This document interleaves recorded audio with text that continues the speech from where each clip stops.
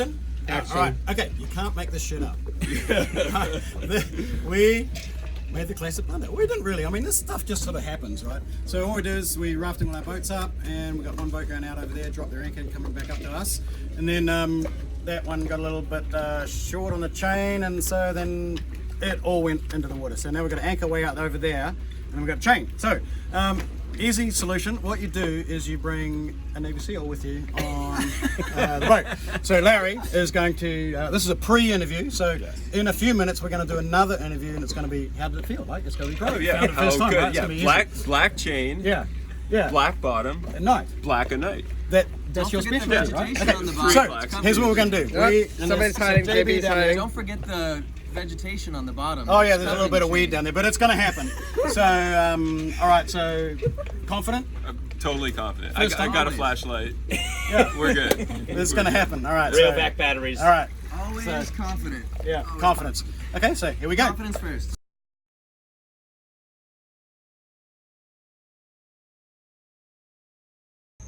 Okay, all right. So, what was the result after all of what we just did now? As we would have expected, mission success for sure. Victory. Yeah, we found the chain, found the anchor, got the chain and anchor back on the boat, but it was not easy. That's for damn sure. It wasn't easy for you. The I held the flashlight. the end of the chain was in 42 feet of water. So we ended up having to find the chain, chase the chain back over 100 feet, find the end of the chain, tie a rope to it, lift it up, all as you would expect. But from there, some really good lessons learned. First, how to set up finding the chain.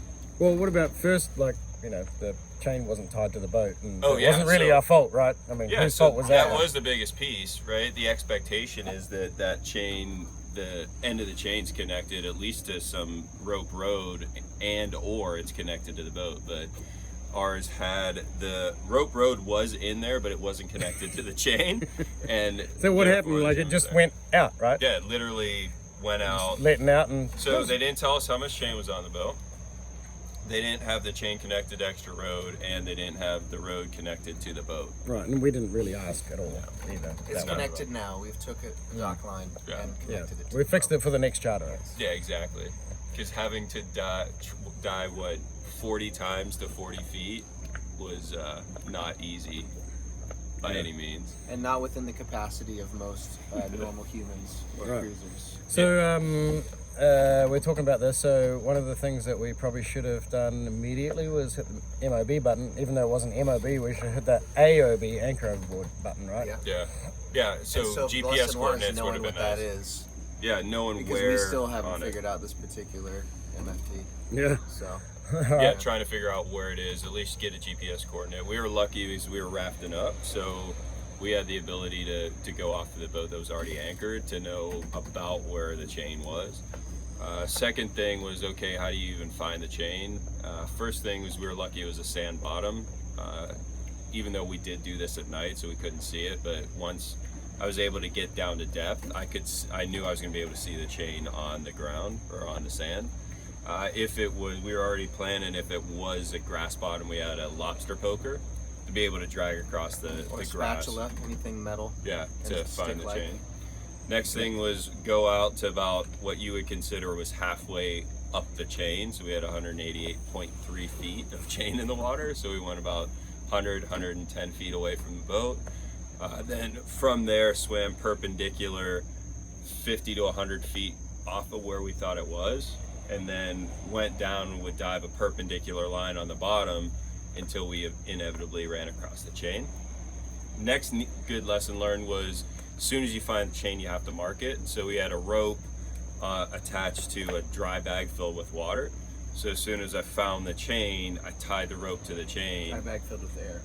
Dry bag filled with air, not water. Well, right? some water in it, I'm There's sure. Some water. Mostly air. Yeah. So it'll float. Then came back up. Now we had the bag rope tied to the chain. Catch the breath, dive 35 feet down the rope, untie the rope, swim in the direction of the end of the chain. So that Which at end? night, yeah, away from the anchor, which was hard. knowing once you get down to depth and it's pitch black, it's hard to tell which direction to go. So to be honest, I did go the wrong way. One time. One time, good. Because it's nighttime, you don't have no Yeah, idea. no Use the idea. flashlight as a directional pointer. Yeah, so someone on the surface would kind of point in the right direction. So go untie the knot, swim the chain as far as I could, then I tie the knot again, come up, catch my breath. Did that 25 times till we got to the end of the chain. Then tied on the buoy, got back up, got a big dock line, swam that down, tied that up, and then windlassed it up. The other thing is, okay, say you can't do what I did, which was dive to 35 feet 30 times to get to the end chain. What would you do? So we came up with the idea of what we could have done was gone down with a rope just once, got it underneath the chain, brought it back up to the dinghy. Then now that it's hooked on the chain, tie that off on either side of the dinghy, and then drive in the direction of the anchor, where the rope would scrape on the bottom of the chain all the way to the anchor, catch on the anchor.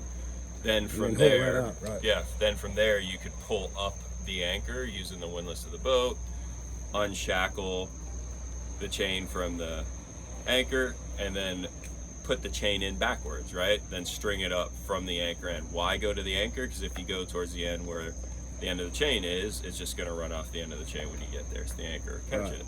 So that's another way we could have gotten this done other than doing it the Navy Yeah. SEAL way.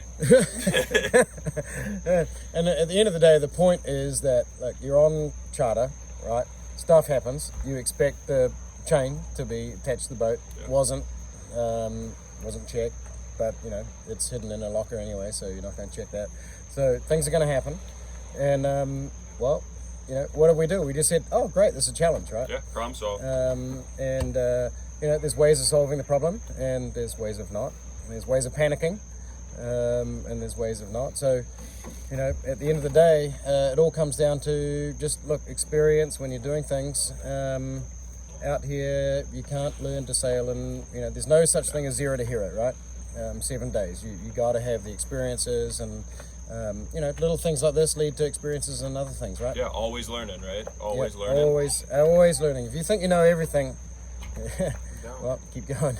Yeah, and the other thing is if you don't have a good breath hold, get a good breath hold or have scuba equipment on board. Because you know, if I wasn't able to dive to 40 plus feet, we wouldn't have been able to get the chain off the ground, and we didn't have scuba equipment on board. So Well, it's a good point. There is little tiny scuba tanks Yeah. that you can have, little tiny ones these days, Yeah. and they last about 20 minutes. They're about the Perfect size of a enough. paintball tank. Yeah, and they're cheap. Yeah. So why not? If you're a cruiser and you've got a boat, just have one of those, right? definitely a good. $100 Anyway. on Amazon. You know, we could have waited till the next day, but you know, it was a challenge. It was fun. Yeah. But you know, sometimes you're going to need to do things at night. Yeah. Okay, is that a wrap? That's it. All right. Well done, guys. Cheers. Happy cruising. Yeah, happy cruising. Keep learning.